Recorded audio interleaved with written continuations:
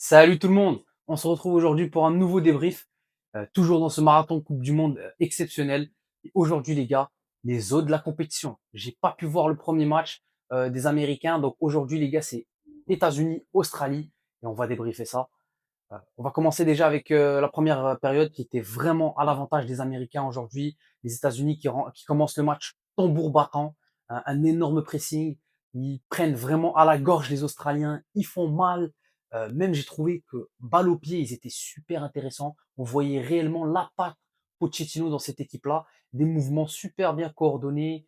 En fait, un positionnement de tous les joueurs très précis. En fait, ils savaient où se trouver. Ils se connaissaient, on dirait, très très bien les joueurs américains. Et on voit que ça a été travaillé à l'entraînement. Et c'est là où où on reconnaît un grand entraîneur comme Mauricio Pochettino.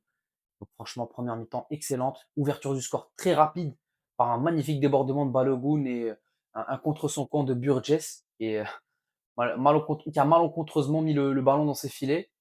Ça a continué comme ça vraiment pendant, je vous dirais, jusqu'à la 30e minute. Les Australiens ont à peine dépassé la ligne médiane. C'était super difficile pour eux d'exister dans ce début de match. Juste avant la fin de la première période, on a Freeman qui voilà, met le coup de massue, le 2-0, le break. On pensait a priori qu'il y avait hors-jeu sur le but, mais après revisionnement à la VAR, on a clairement vu qu'il y avait un Australien en haut qui couvrait encore Freeman, qui était complètement onside et le but est donc valide, ce qui fait donc 2-0 avant la pause et ça a fait mal aux Australiens qui n'ont jamais pu se relever de ce score malgré une assez bonne deuxième mi-temps et un réajustement de la part du coach qui pour moi avait fait des énormes erreurs. Pour moi, le coach australien aujourd'hui, il avait fait des erreurs graves, comme ne pas avoir mis Iran Kunda, le mec qui était ton meilleur joueur sur le premier match, qui était assez excellent, qui avait crevé l'écran lors du match face à la Turquie, n'est pas titulaire aujourd'hui de manière assez étonnante. Dès qu'il rentre, il fait des différences. Il est très intéressant, des appels tranchants. Il a vraiment essayé de mettre à profit les ballons australiens, les ballons longs notamment. Et de manière générale, j'ai aussi trouvé que les USA avaient clairement levé le pied. On voyait un pressing quand même moins intense, des joueurs qui, on va dire même au contre-pressing, donc à la perte du ballon, laisser un peu plus d'espace aux Australiens, ce qui était bien sûr à l'avantage des Socceroos qui ont pu développer un peu plus le jeu, essayer de se procurer des occasions, etc. Et ça a été le cas. Et moi, je vais vous dire, les gars, l'histoire de ce match, selon mon analyse, c'est que puisque tu lèves le pied, donc tu as un pressing et un contre-pressing beaucoup moins fort, bah là, clairement, tu mets en avant et tu révèles complètement tes lacunes défensives. Et on l'a vu, les gars, la charnière centrale des États-Unis est pas rassurante. Aujourd'hui, Pochettino est venu avec une défense à 4, assez intéressant. J'ai trouvé notamment les latéraux qui ont fait quand même leur match très correct, qui ont été importants dans la construction du jeu aussi. Mais la charnière centrale, j'ai certains doutes, notamment un Chris Richards qui, ouais, me laisse très dubitatif dans certaines de ses interventions, honnêtement. Et voilà, donc le fait que le pressing américain a été vraiment moins intense en seconde période a clairement révélé ces lacunes défensives-là. Et ça, donc, c'était l'histoire de toute la deuxième mi-temps. On a eu des Australiens qui ont vraiment essayé de convertir des occasions, mais c'était très difficile. Et ça, c'est caractérisé par la pauvreté offensive de cette équipe-là, qui ouais, a du mal à conclure, même à la création, c'était très difficile. Ils ont vraiment dû compter sur un côté droit mené par Volpato, qui a fait une très belle entrée, le numéro 20 australien, qui pour moi est clairement dans les tops aujourd'hui. Il fait un très bon match, il rentre vers la 60e et il se crée quand même beaucoup d'occasions. Sinon, j'aimerais quand même faire un petit aparté par rapport à l'arbitre. Moi, j'ai trouvé qu'il fait une très mauvaise performance aujourd'hui, l'arbitre, notamment en seconde mi-temps. On le voyait, c'est quoi ces coups de sifflet qui n'avaient aucun sens. Clairement, on voyait que là, c'était arbitrage maison un peu de la part pour les États-Unis, quoi. En fait, c'était dur. Ils sifflaient des choses très, très, très légères pour les Américains et inversement pour les Australiens. En fait, ils sifflaient rien.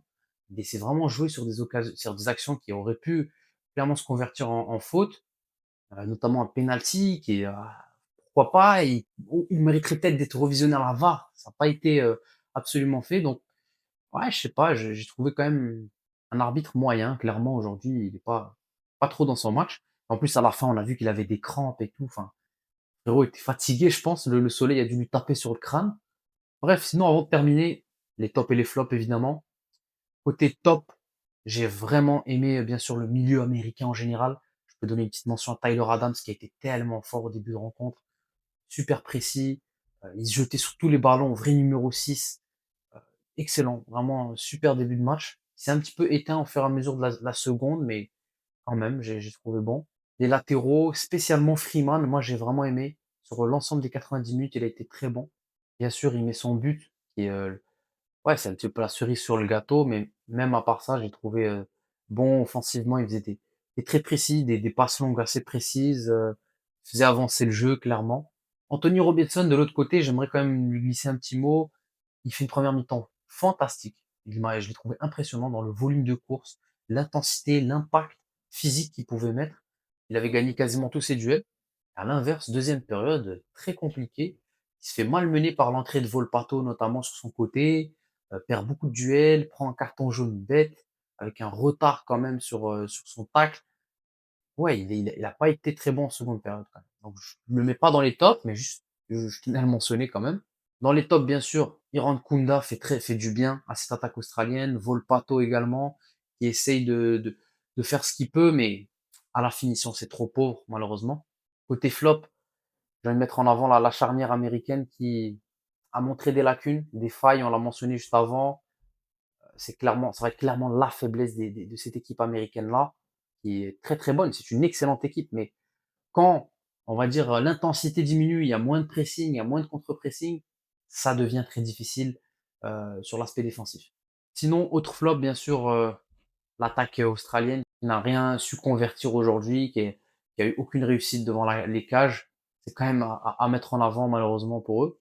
Donc voilà les gars, ça résume quand même cette rencontre. Des briefs assez courts les gars, mais voilà, on a essayé quand même de résumer, de faire ça le plus concis possible. Je trouvais que c'était quand même une belle rencontre à débriefer. Dites-moi ce que vous en avez pensé en commentaire. C'est quoi votre impression sur les autres, les États-Unis qui, jusqu'à date, me font une belle impression malgré certaines lacunes quand même. Ils sont vraiment, moi pour moi, je les vois vraiment haut quand même. Enfin, moi, par rapport au début du tournoi, je les voyais pas aussi haut. Faut être honnête, les Américains quand même, ils me font une très belle impression. Sinon, côté australien, je pense que ça devrait le faire, les gars. Ils devraient se qualifier quand même. Ils ont les 3 points qu'ils ont gagnés face à la Turquie. Il leur reste un match face au Paraguay, probablement l'équipe la plus faible du groupe.